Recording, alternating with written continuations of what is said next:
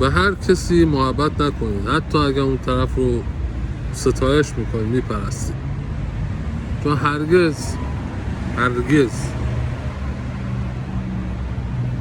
نه دلش براتون میسوزه، نه کارهایی که انجام میدید به چشش میاد.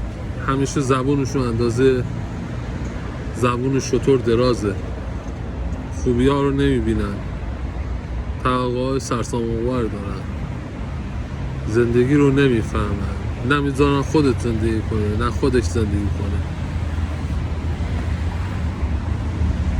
فکر میکنن عقل کلن دیگه. جای اینکه مثلا با هم دیگه صحبت کنید، هم دیگه رو به آرامش دعوت کنید، همیشه سعی میکنن واکنش نشون میدن. تو اگر موفق بودی، اگر قدرت موفقیت در زندگی خودت داشتی، هرگز گند نمیزدی به زندگی خودت، به آینده خودت، به آینده یکی دیگه. هر زمان اینا رو اگر تونستن با یه 2 تا 4 تا ساده به دست بیارن، خب قطعا زندگی موفق تری خواهد داشت. نه اینکه بگذاریم. من ناراحتم به این دلیل که همیشه خوبی میکنم و جواب خوبی همینایی هست که شنیدید. امیدوارم آدم ها یه روزی درک کنه که آدم خوب چجوری هست، آدم بد چجوری هست.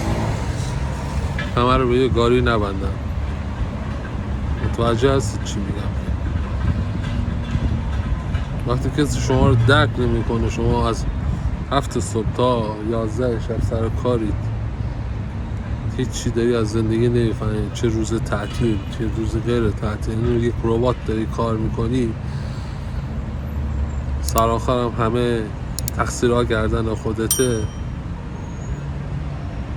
یه فاتحه اون زندگی، همون یه بار زندگیتون خونده است.